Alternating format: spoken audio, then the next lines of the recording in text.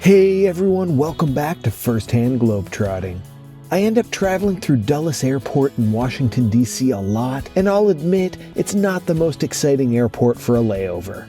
It can get pretty crowded and there isn't much to do except sit at your gate, so spending some time in an airport lounge is definitely much nicer. Today, I'll show you the United Club Lounge at Dulles and tell you about what it has to offer. There are a few United Clubs at the airport. The one I'll show you is near gate C7. The other ones have slightly different layouts, but have similar styles, perks, and amenities. One thing to keep in mind is that Dulles has a few different concourses, and they're connected to each other by a train. So if your gate's at a different concourse than the lounge, getting there may take longer than you expect. Okay, so enough about the location, let's see the lounge. Near the front of the lounge, they have a coat room where you can hang your jacket or store your bags before heading in. Inside, everything was in pretty good condition and fairly modern. I found the staff did an excellent job of keeping it clean and tidy. The seating was a mixture of smaller group tables with chairs, large communal tables, and then more comfortable leather armchairs.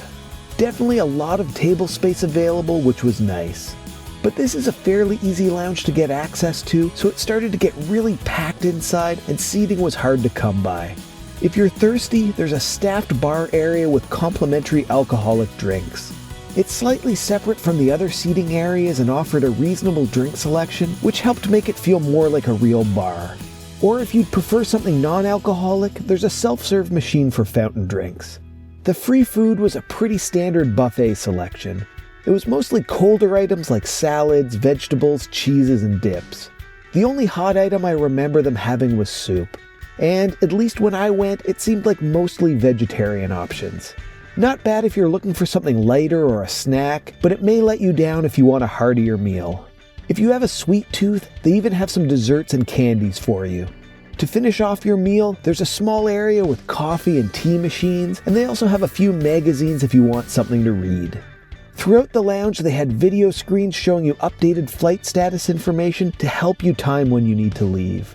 Towards the back of the lounge, they have a small business center with a printer and scanner. Nothing too fancy, but useful if you need it. So that's the United Club Lounge at Dulles Airport. As you could probably see, its features and amenities seem to cater more towards domestic travelers. And that makes sense since it's in a domestic terminal. But if you were hoping for more than food, drinks, and a place to sit, then you may be out of luck. The biggest negative was definitely how busy it got. At times, it felt as busy and noisy as the regular terminal seating, which isn't what you want from an airport lounge. The biggest positive for me was the food and drink options. The bar area was nice, well-staffed, and offered a good selection. I also enjoyed the lighter food options they had. Maybe if I'd been hungrier or wanted a hot meal, I would have felt differently, but I felt like it was a good pre-flight option. Overall, I'd say the United Club Lounge is nice, but not exceptional. If your choice is between it or sitting out by your gate, obviously choose the lounge.